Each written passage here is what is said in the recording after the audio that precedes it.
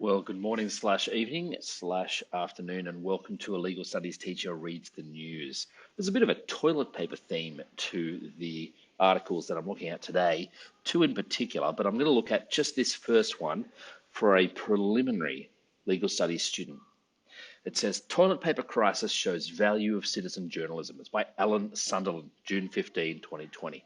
It was the height of the great toilet paper crisis of 2020, and rumours were flying through the leafy streets of Lane Cove on Sydney's North Shore.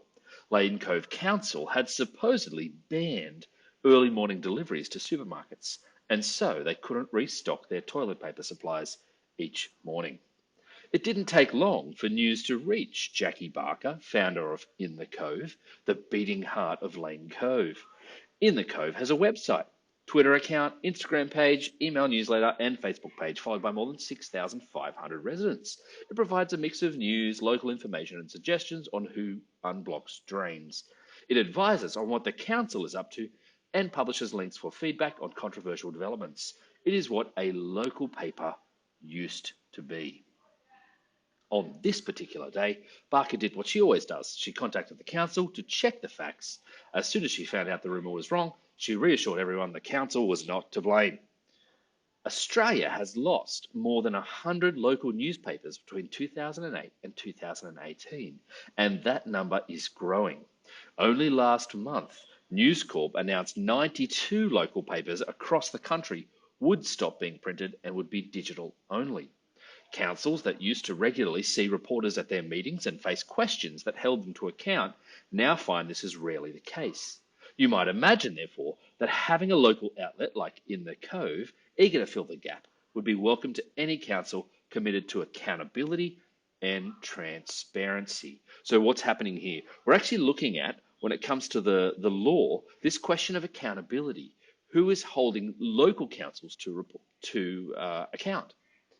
So as we've seen a rise in kind of conglomerates coming and taking over smaller newspapers, it's been harder and harder to fund them. And so we see newspapers falling by the wayside, and that means less people asking questions. And the less questions there are in a democracy, the more corruption can arise. Let's continue. The reality is more complicated. In October, the council wrote to Barker and said, while it valued the role of In the Cove in keeping the community informed, she was asking too many questions, at times up to one or two a day. General Manager Craig Wrightson asked her to limit her questions to no more than 2 a week. She could expect to wait up to 14 days for a response after that. I contacted the council, this is Alan Sunderland, to object. They assured me they admired and respected Barker and In the Cove, and the 2-question recommendation didn't mean council wouldn't still answer other questions, but their rule of thumb had helped manage expectations. It has indeed, Alan says. Questions from In the Cove have fallen from about 50 a month to about 14. Residents contacting In the Cove have been told they've had to take up their issues with council, as In the Cove weren't able to ask more questions. This feels like watching democracy unravel before your eyes. No journalist would ever accept being told by government how many questions they are allowed to ask. Governments can choose to answer or ignore reporters' questions, but they can't control the process if we want democracy to work properly. Barker is also a journalist and deserves the status and protection of one. Wrightson, remember he's in charge of the Lane Cove Council, told me that, as far as I am aware, In the Cove is not a registered media outlet. It is not staffed by journalists. But Australia, thank goodness, doesn't register media outlets.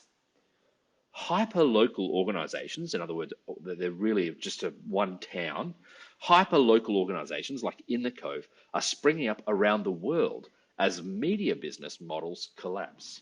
Civic-minded locals are demonstrating how much they need strong local journalism by doing it themselves. The best models endure and fill a vital role for us all. The media industry needs to support and work with these groups, and the community needs to seek out those that value accuracy, engagement, and the public interest. Councils need to understand that they don't get to decide how many questions need asking. That's from Alan Sunderland. He is a former editorial director at the ABC. He advises and writes on issues of journalism ethics. Thanks so much for this, Alan. It's certainly an incredibly important thing to think about. So when we're thinking through the preliminary course, we're discussing the concept of, for example, the development of law as a reflection of society. So this is showing, and Alan certainly makes the point very clearly, well, society wants government held to account. Remember, they're spending my money. They're spending your parents' money. Council is approving things that will have a direct impact on all the residents within their area of jurisdiction. So we need to hold them to account. They need to answer questions, not just of journalists, but of citizens themselves. Remember, they are serving the citizenry. So we're asking questions of, I guess, if you're thinking through jurisdiction here, you're thinking through, I mean, this is just the preliminary course on the legal system, but probably it works just as well with the individual and the law. So the way in which the law impacts individuals by referring to legal and non-legal institutions, laws, and media reports. So if we're thinking through, a non-legal institution is in the Cove. It's not connected to government in any way, but by asking questions, simply seeking to find out information about what's happening from the council, Ms. Barker is acting as a non-legal institution. And so we're asking ourselves questions like, what is the role of the law? Sorry, not in that one, sorry. Balancing the rights of individuals with the needs of the state. So his counsel is saying, no, too many questions, Ms. Barker. We can't answer more than one. You're asking us 1 or 2 questions a day. We can only do 2 a week. Or for those playing at home, that's a huge amount of 4 a fortnight, or up to 8 questions a month. Crazy. So these questions of what's the relationship between the rights and the responsibilities of citizens? What's the relationship between justice, law, and society when it comes to hyper-local organisations and councils? What role does the council play in this? And so thinking through a whole bunch of these kinds of areas, so non-legal methods, the media, interest groups, including non-government organisations. So in the Cove, it would be an interest group. The interest is in Lane Cove. Legal methods, what's legal when it comes to the council saying things to Ms. Barker about what they're allowed to do and what she's allowed to do, and the impacts of technology.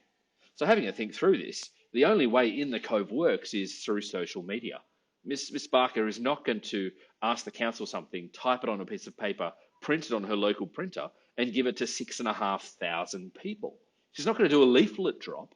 She's going to make a page, and if people are interested in it because they're in the area, they're going to just like the page. And the next time she makes an announcement, people will retweet it or people will share it with friends, and that's how technology is allowing this gap to be filled. And at the same time, you've got the misuse of interactive technologies from before. You can have a look. One of my videos was a woman using a Facebook page similar to this to commit libel against a man and say that he'd done all these things which he hadn't done, and he actually won a payout for that. So they can also be misused at the same time. So here's a great little article for you to check out. It's in the Sydney Morning Herald by Alan Sunderland, and it's asking a bigger question. This question of what role should these organisations like In the Cove have in keeping the accountability up for local councils when local papers have shut down due to financing issues.